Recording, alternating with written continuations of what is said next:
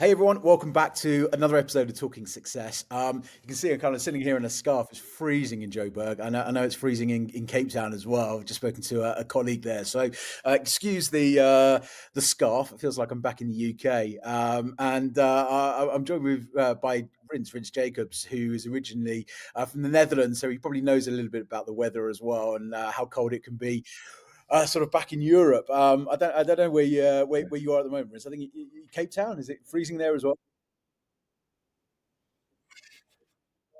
No, I'm definitely wearing the short sleeves Oh today. So wow! I'm cheeky Oh, and very nice. right now Very, in southern very nice Spain. So indeed. I'm lucky with Well, the look, guys, today we're talking about sort of SME banking. And I know we've covered a little bit of this over the podcast over the last couple of years.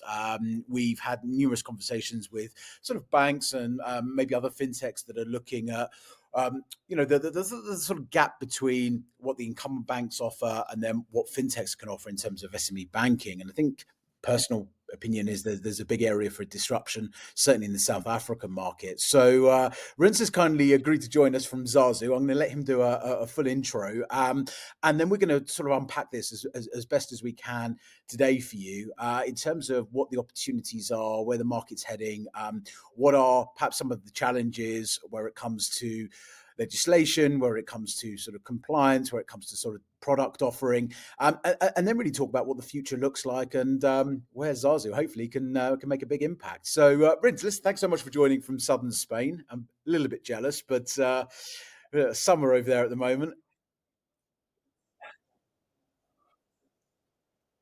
Yes. No, thank you very much for having us. Very keen to talk a bit more about what we have learned, what we've seen in the South African banking and fintech space in the last year and a half, I think, by now already. And indeed, well, maybe taking a quick step back and understanding where I come from in all of this picture. So, being in the European fintech space, right, for close to a decade, um, was setting up a German white label bank or banking as a service engine, Solaris, and with that, getting to see a lot of different flavors of fintech propositions, right? So really early stage guys, all the way to very established companies like Samsung and American Express, and was lucky enough to really work on hundreds of different solutions. That's also where I met my co-founder Germain, Yep. who lives in Cape Town and who is indeed wearing the big sweaters now already. And we said to ourselves, look, we are missing a little bit this daily feeling that you have a true impact, that you're building something awesome, right? Because it becomes more Mm. normal to once you have an established business going. So we said, what do we take the knowledge that we have and apply that into a market where we see a lot of opportunity, right? And then very quickly you come, of course, to the African continent when it comes to fintech, and digging even a bit deeper, looking actually at three very particular dimensions of the fintech market. We looked at the regulator, like how robust, but also how keen are they for new innovation. We looked at the type of SMEs that exist in the country. So in South Africa, you traditionally have a bit more service-oriented, tech-savvy players already. And then the type and the number of SMEs, as well as new SMEs, is being generated every year. So there's a ton of SMEs being generated every year in South Africa. But what you also know is that most of these business owners don't particularly have a PhD in finance, right? So how do you help these companies understand what their financial health really looks like? And for us, the best way to add to that is by setting up an SME neobank, or rather a finance hub, but starting out as a neobank with your account, cards, and payments, but also helping them understand, again, how does your financial health look like? How do you visualize that data? And how do you suggest the right next steps for them? And that's something that we haven't really seen on the one hand in the continent, but also not in the country. We haven't really seen somebody taking on the core of the big banks, right, which is the deposit taking, the account and card management. You see some bits and pieces on different pieces of the continent, but in South Africa, we felt that even though rebundling has started, we haven't seen yet the neobanking Amazing. side truly kick I'm off. So interested to know. that's what we're here to Again, build. this is not a prepped podcast. I don't give anyone sort of the questions in advance. So, out of all the countries globally, I don't know how many there are. Certainly 54, 55 in Africa, depending on who you're asking. Why South Africa specifically? I mean, you just kind of touched on that in terms of maturity of SMEs or in tech, but I imagine there's lots of similar Mhm. markets, and I think you know. historically, if you speak to fintech founders from outside of South Africa, they're kind of a little bit scared off by regulation. I think we're in one of the sort of most heavily regulated countries, kind of globally, certainly when it comes to banking legislation. So, what made you guys go, actually, yeah, we're going to take that on, and it's South Africa? Right. Well, we come from like the German banking scene, which is known to be, or notoriously known for being quite heavily I won't mention regulated as well. So Wirecard. that might give us actually an edge. Um, Yeah, no, no. yeah, please don't. We had our own headaches with the whole fiasco. But no, indeed, we looked at a couple of different markets, and one thing is, right, in some markets you see that the regulator is still very closely tied to the big banks, right, and they kind of want to protect their bubble. So that wasn't really as interesting for us. Or then you need to maybe have particular ties into the regulator or into government functions, and that's something that, of course, we don't have. What we did see was a thriving community, thriving fintech community already in South Africa, right? You have like all the awesome players that exist here, whether it's Lula, whether it's Ikoka, whether that is Yoko, all of which have started out in South Africa, kind of have stayed in South Africa because the market itself is big enough, right? With roughly 60 million people, it's big enough to sustain a business, but it's also a nice stepping stone for a European person or a European founder like us to come into Africa, because there's more similarities between South Africa and Europe than probably with most of the other jurisdictions in Africa. So that was a big aspect for us. Language played a part, because we could look at Francophone Africa, right? You could look at a Maghreb region, but that might be a bit more tricky, especially for me not speaking any French. And so that resonated well. And again, the research that we did, we looked at the SME space itself. That was very, very successful. So we actually flew over to Durban, to Joburg, to Cape Town, and actually just walked on the shopping streets and just knocked on different doors and started to ask them about their banking experience. And you get the most horrific stories about that. They're having to wait in line, or even for a virtual card, they had to go to the branch. We went to different co-working spaces to talk with, let's say, more tech-savvy founders, and there we heard very similar stories. And then when we pushed a bit our first idea, this was beginning of last year, we very clearly heard that there was a big need in this market. And knowing that there's some banks out there in South Africa already that are doing this alliance banking model, right, or banking as a service, you would call it in Europe, that gave us a clear path to market.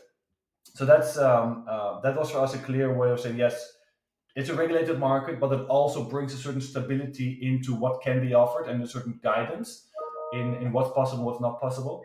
So that's where we also have close connections with the SARP at the moment to actually, even though we're not licensed ourselves, we do encourage It's that interesting. You engagement talk and that about interaction with the regulator. kind of the landscape here in terms of incumbent banks and some of the fintech players that are that have various different solutions for SMEs. Sorry, my notifications are going off. I thought I turned them off. That have different sort of service offerings, different products for SMEs.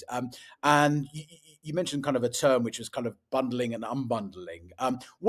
What are you seeing, or how do you define what that is? If people are Mhm. listening to this sort of podcast and going, oh, I'm not sure what that means. What is sort of bundling and unbundling in your world? Right. So when you look at the traditional bank, right? Like any of the big boys, they are known for doing everything: mortgages, lending, accounts, savings, cards, trade finance, and everything else. And to be truly exceptional in each of these pieces is rare, right? So typically a bank has a particular focus, but they do other services on the side.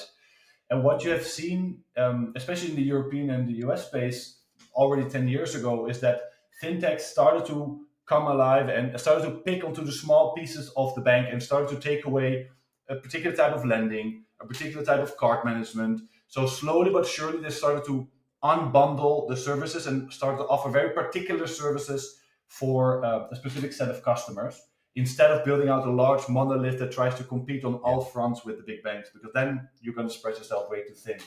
So that's the unbundling, right? So like decouple all the different services and kind of restructure them, or redesign them to make them fit for the current day and age. And that's the first piece. But what you then what you then deal with is a lot of fragmented tools. So then you deal with a lot of what we internally call data islands, right? So you have like 7, 8 different logins for your accounting system, for your lender, for your banker, for your anything else. And that's creating a lot of issue for your regular business owner who says, Mm. well, I don't really know how to reconcile all this data with each other. And that is where the next wave of fintech came in and said, well, we're going to rebundle all of this again. We're not going to build everything ourselves, but all of these specialized players, we bring them together so that we can still benefit from those thought through new processes and actually work more on partnerships instead of believing we need to build everything ourselves. And that's where the big fallacy of the bank comes in, where their typical mindset is we need to do everything ourselves. It is our data, it's our way of doing it. We don't want to partner too much because we're afraid customers would leave. And that is where that mindset needs to change quite rapidly. So that rebundling of services is what is a big proposition on our side with our marketplace, where we do encourage the data sharing, where we do encourage partnerships with again the likes of Ecoca, GovChain on the digital corporation side, accounting platforms, so that any business can actually make So use aside from the of sort of services the that are fit for analytics, purpose. which sounds like that's a big part of Zazu, which is being able to get I suppose a 360 view of the finances of the business, whether it be from payments, Mhm. so from acquiring, whether it be all the way through to getting a loan from a Lula, whether it be for what other services you may get, and maybe use QuickBooks or Xero or Sage or whatever. You're getting that sort of that single view from your primary bank account. What is the customer experience? So does the customer then need to sort of integrate all of this? Is it very simple? Is it just literally click a button, say, integrate my Lula account into my Zazu account, and it's all sort of displayed there? How does that work in practice? Yeah. So there's different steps in how we approach this, right? And there we also need to be honest with ourselves that Sure. resources are limited in that regard, especially as an early stage company. So what we have first said is, well, first of all, we want to make sure we have those partnerships set up. Um, so we have a handful, for example, on the lending side, we have a handful of lending partners. And on the one hand, we have that one customer profile where we know the transaction history of that customer, we know what industry they operate in, and so on. So we can then tell that customer, well, dear customer, we would suggest you to apply for a loan at Lula, or for a loan at Merchant Capital, or Flow 48. Depends on right what might be a best fit for them. And the information that we are then getting back from the lenders is right, the loan is approved, the loan is not approved, or this amount, or this interest rate, so that we can then slowly start to better understand Sure. what the conversion rates look like for that particular type of customer. So then you as a customer don't need to go and apply 3, 4, 5 times for each of those loans, but actually just once we have that the profile ready for you and we can just shoot that out, and then whatever lender says yes to that will then give you that loan. So that is one way of looking at how we would simplify the system. When it then comes to interacting with that on a daily basis. On Sure. lending side, you don't need to interact on a daily basis, but on the payment side, for example, you might. That is where we would look first at how popular are some of these tools before we would then very deeply Yeah. integrate them, because otherwise we would just integrate for the sake of integration, which doesn't help either. And so there you need to be very customer steered by understanding what do we build next, right? And I'm sure we'll talk about that in a second, but that's where I think community and early Yeah, champions are absolutely. very key I mean, to actually I think it's driving interesting. growth You look at there. the banking landscape. Well, sorry, no. Let me rephrase that. You look at the challenger or neo banking landscape here in South Africa. I think it's no secret that we've got Discovery Bank that are looking at opening up SME banking, Time Bank that are looking at SME banking. You've got Revolut, which I think no one really knows what their plans are. But if they offer the sort of same suite as they Mhm. offer in other markets, then again, that's probably something to keep an eye on.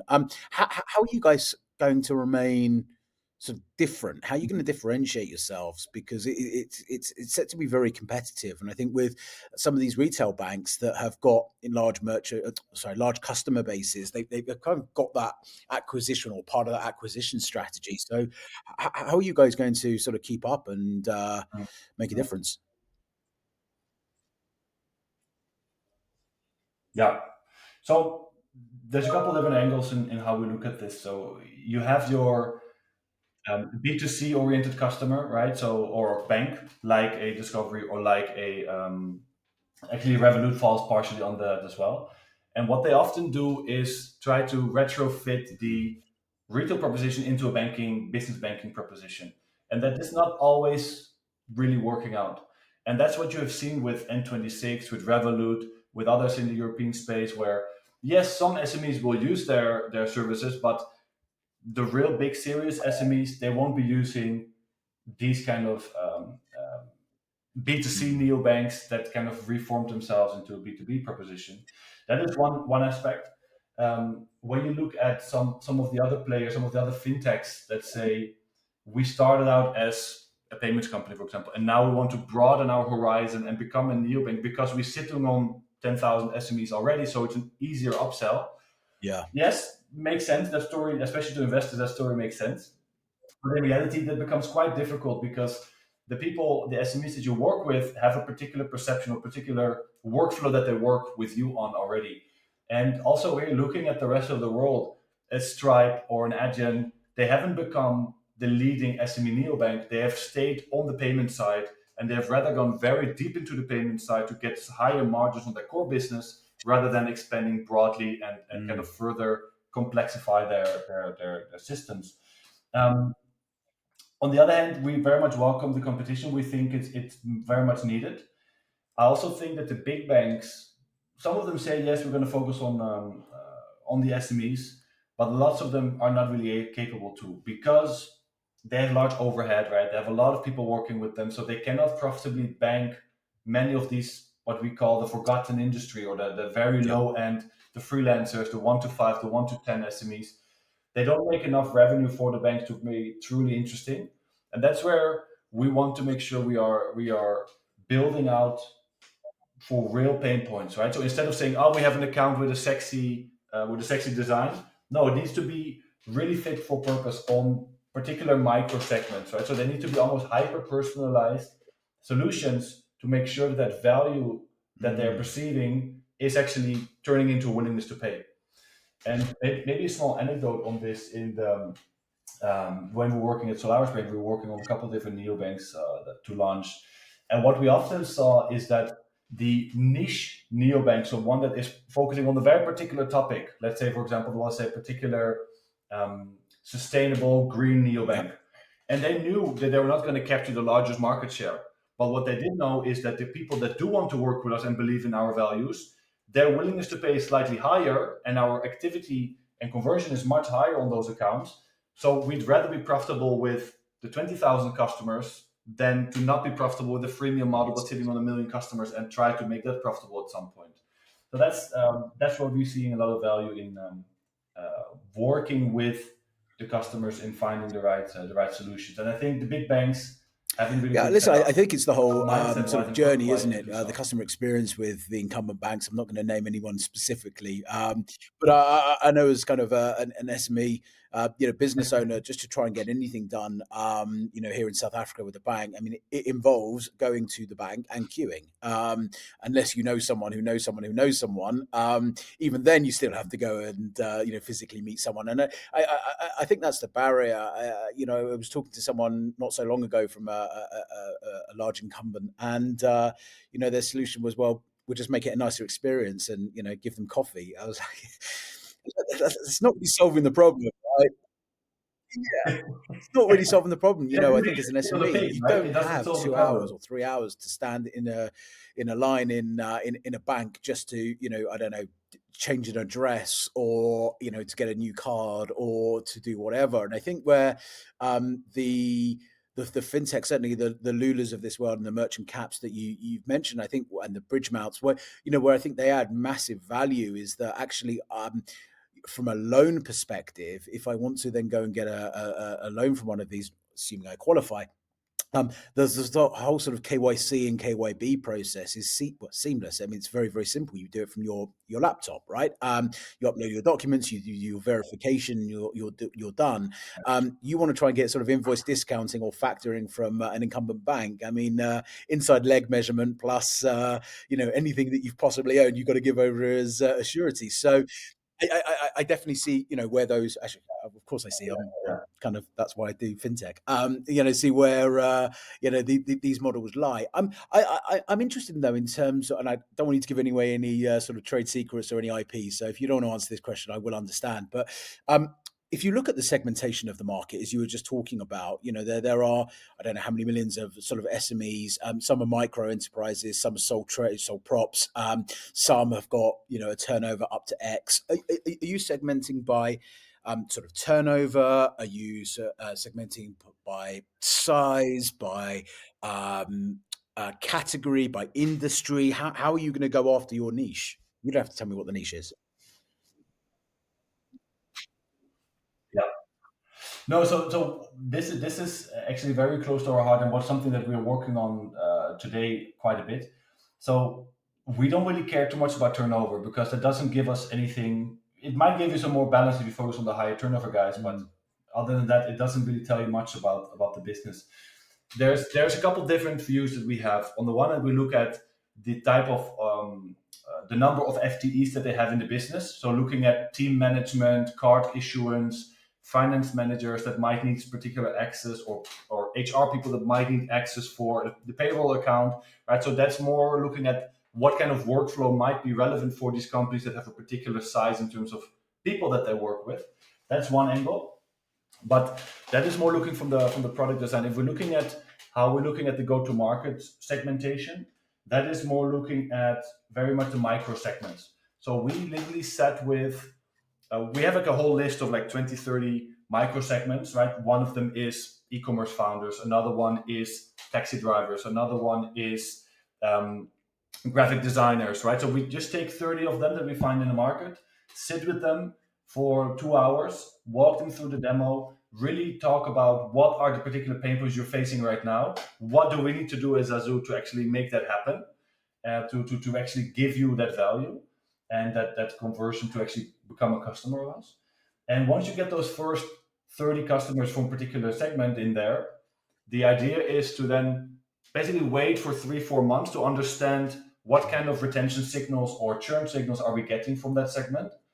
Only then, if that is a positive signal, we would say, well, now we're going to add 10K, 5K US dollars of marketing dollars into that particular segment, seeing how much of that comes back and if that is truly a pain point for the whole industry, for that whole micro segment, or is that Yeah, something where we just were lucky enough with those 30 customers, right?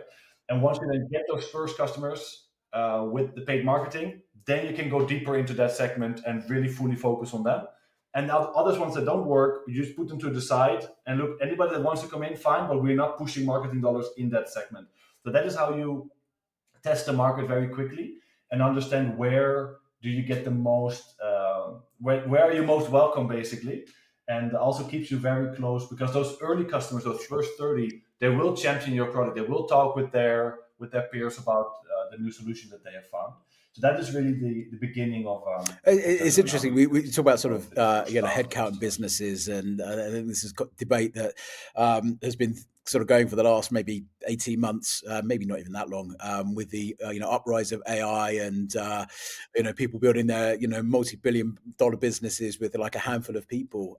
So I think that again, I suppose in more traditional sectors that still applies, right? You still need workforce in order to deliver a service or create a product or whatever it may be. But I guess there's kind of the tech entrepreneurs and the independent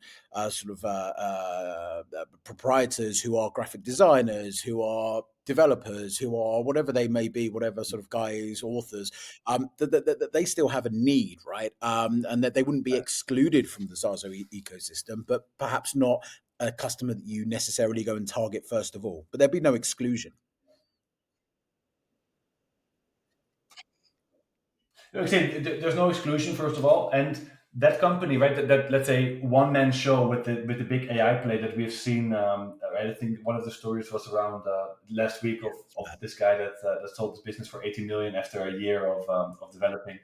Um, these guys, they don't need all these big workflows because they don't have a finance manager, they don't have a big team that they need to work with.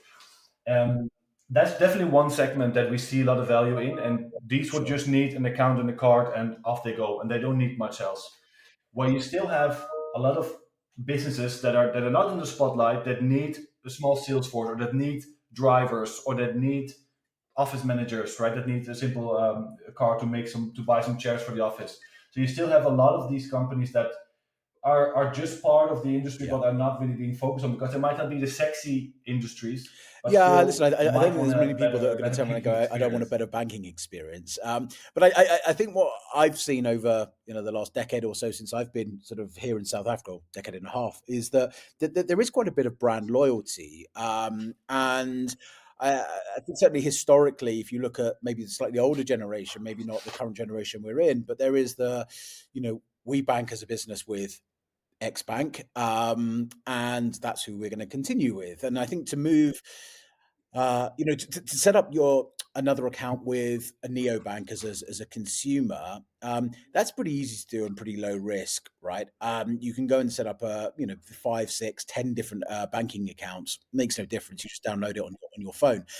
When it comes to sort of business banking, SME banking, do you feel that's a challenge that people say, hang on, this is literally my, everything's going off into this account. I'm going to need to pay, SARS. I'm going to need to, pay my bills. I'm going to need to pay my subscriptions. I'm going to need to pay all of this. I need some sort of security that, or some certainty that this is an established, a reputable kind of banking platform. So do you think a lot of your marketing and a lot of the messaging that you're going to be putting out is really more about the authenticity of the platform and forming trust? Or do you think that actually that's just going to happen with the new generation? They're just going to sort of automatically kind of trust fintech? No, I think, especially on the SME banking side, trust and stickiness, as you said, or loyalty is particularly high, because you don't deal with the typical psychology of decision making of a consumer. That's one aspect. And fair enough, right? People should ask, why should I trust Zazu? I don't know who they are. They come out of nowhere, and all of a sudden they think they're the coolest kid on the block. Like, what right do they have to get my to bank me? So we are very aware of this, and we also know that this is why we are not going to focus, especially in the first year, too heavily on how do you get the existing SMEs from the FNBs and whatnot onto our system, because that's quite a bit of a hurdle and a bit of a pain for them to get going. Right, the debit orders need to change, and all these different things need to be rethought on the platform. So the big thing that we are going after is on the platform. So the big thing that we are going after is become the tech entrepreneurs that want to set up their first business out of uni or out of a corporate role. And so in the onboarding flow we have designed, we actually work with GovChain, one of the digital incorporation companies, right? So they help you set up a business online, to actually be there from the start with you, and through that generate that first trust, the first case studies, the first success stories, and through that, hopefully, the goodwill of Zazu in the market will rise. And there's a lot to be said, of course, for the partners that you then also work with, right? So the marketplace partners that we have, most of them we have also marketing partnership with, where we can together either co-create solutions or work on their customer base to convert them in favor of various other things. And if we then are associated as Zazu with the known brands that they already work with and trust, that makes that hurdle a bit less, right? And then you start to get on those customers first, and that's then getting a trickle effect of the rest of the market slowly following suit. That's the intention. So that brings us to the first, let's call it 10,000 customers, and then we want to push into the big strategic distribution players, looking at mobility players, insurance companies, Yeah. logistics companies that all deal with and have very large SME customer bases. So these are all the tools that we're looking at. But indeed, we need to be very aware and very transparent around how do we make sure that we are trusted. That doesn't mean that we won't make any mistakes, of course, but it's about how do you deal with it? How openly are you sharing these that feedback? And that's, for example, where we are showing our research, right? So a lot of companies, a lot of early stage companies are, of course, doing market research, and they're saying, "Oh no, I'm keeping that market research for myself because that's proprietary." We went the other way around. I said, "You know what? why not just share that? So we went to a consultancy company and really said, look, here's our research. Why don't we just create it in an awesome report and push that for free to everybody that is keen on SME banking in Africa? So that's what we published last week. So that's just a way of looking at the market differently, and just be willing to openly share that in favor of SMEs being able to make better decisions around finance and what banks to use and what banks maybe is not the better fit for them. So And then that's the sort hopefully of that the other thing resonates with I the wanted SMEs to as ask well. you is around the commercial. Again, I'm not asking you to give away anything that's proprietary, but I think one of the big issues that SME customers have with their incumbent banks is, hidden fees, transaction fees, fees for this, fees for that. You want to download a statement, there's a fee. You want to download a historic statement, there's another fee. I think there's not necessarily mistrust, but maybe misunderstanding or lack of clarity around what that sort of fee structure is, and you never sort of know until you get your bank statement. You go, what was that for? And if it's only a few rand here or there, you're probably not going to bother calling the bank. But if it's a few rand over 6-7 years, it mounts up. So what is the Zazu sort of approach to pricing? Again, not asking you to sort of give any sort of necessary figures now, but the sort of transparency element, because I do feel that's a challenge in SME banking. Yeah, no, that's one of the big items for us to make sure of getting rid of that opaque pricing that you see in the market. Because when we did that research, and we were looking, or we were trying to compare, it's actually a funny story. We were doing the pricing study on how do different banks price themselves and what is the effective price or the effective cost for an SME that is doing an average activity on an account. And we published that together with Yazi, a small research agency in Cape Town, 2 weeks ago. And right away, of course, some of the banks were not very happy with that. And also, rightfully so, one of them said, well, you made a mistake here. And we did make a mistake in that calculation, which we admitted also in a follow-up post. But that just goes to show, even if it's for people like us, not that we are the greatest researchers in the world, but people that truly focus on this are still making mistakes. How are you in the world able as an SME that has many other things to deal with to figure out what exactly are you paying for? Right? So that is a bit unethical, I think, or at least it's a bit outdated way of pricing yourself. This is also, I think, why there is such a cry for better banking experiences. That experience is not only the UX, it's also the pricing and the transparency of how the company deals with you. So for us, it is very simple, as you would expect from kind of a SaaS business or from a typical fintech. Your three bundles: Essentials, Premium, Pro, right? And you get increasingly more features baked into that model. So that's effectively really all there is to it, right? And perhaps in the future there might be additional add-ons that has to be seen. But for the beginning, we want to make sure that you as a business owner understand, I'm only paying this amount and I don't have to deal with anything else. I don't have to worry about changing my PIN on my card or logging in 20 times or 30 times or whatever it may be, which are just silly, right? There's silly ways of pricing.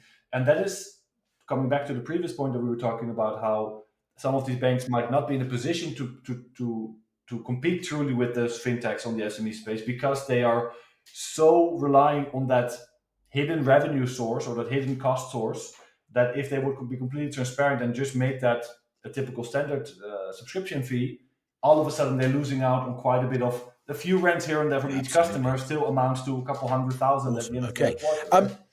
What's the plan? Where are you guys at in terms of product, go to market? What's the plan? Where are we now? End of June 2025. What does the next 6 months, 5 months look like before the end of the year? What does 2026 look like? What's the plan? Yeah, so we're gearing up for go live, right? So the whole product is ready. We have a couple companies demo testing the product right now, or alpha testing the product. So that's where the last tweaks are being made. Then there's a couple of T's to cross and I's to dot on the banking integration and the compliance side of things with the KYC flows and so on. And then expecting, of course, to launch in the second half of this year. With then the full year of 2026 fully focused on South Africa only. And we have only talked mostly about South Africa now, of course, but the big vision for us is to be that Pan-African leading SME bank. And 27 or early 28, we would start touching a secondary market as well. And we know that that's not particularly easy. So we want to make sure we've ironed out all the typical wrinkles that you get from starting up a business in the first years.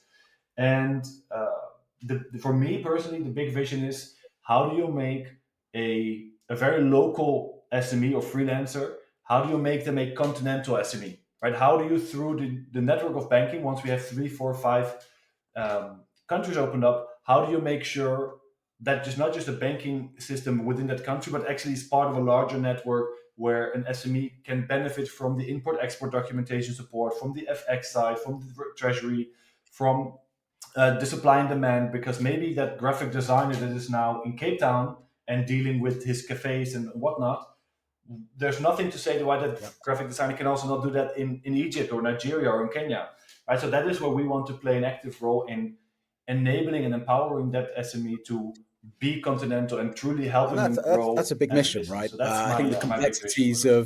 of going into different countries, certainly on the continent, the different sort of compliance and regulatory controls, for the forex side, even if it's things like exchange controls, these are big issues to tackle. So I wish you the best of luck. Right. Absolutely. Listen, absolutely. And One needs to I dream, did though. One say needs to to dream. Germain a few weeks ago when I saw him that, listen, sign us up as a customer. We're more than happy to come on board. We have tried to move our bank. I won't say from where to where, but it was not worth the hassle, quite frankly. It really wasn't. So if we do something online, then hey, you've got another customer signed up for your beta. But listen, it's super cool. What I'm going to do Very good. That's awesome within to this hear. podcast, Yeah, everyone thanks. that's listening, at the bottom, I'm going to put the link to the report that Zazu commissioned and publicised. I think it was last week. I think you just said Red, it was last week. I'll put that link here. I'm also going to put a link to the Zazu website to get Zazu, but I will put the link here as well. And if people want to reach out to you, not necessarily, well, maybe customers, but sort of potential partners, for instance, where's the best place to find you? Are you a LinkedIn guy? Are you an X guy? Or are you a okay? Well, I'm indeed only LinkedIn. I'm not a big social Yeah. media guy, but the marketing guy says you need to post more. You need to post more. But I'm down in the engine room oftentimes, and no, LinkedIn is the easiest way to find me. Okay. So shoot me a message. Typically respond within a day, and Oh, the otherwise I hard might life be in of the an beach on entrepreneur, Spain, eh? right? But I try to get back to you as soon as possible. Yeah. Sure, of course it is, of course it Well, it's is. only these couple weeks. Listen, It's only these thank couple you so weeks. So much. I'll be back. We're going to be watching this with a great deal of interest. I think this is an area of fintech that I can definitely see there's some disruption in. I think when we look at sort of payments and forex, there's a lot happening there. There's a lot of vanilla. There's the whole sort of stable coin side as well, which is a whole nother category.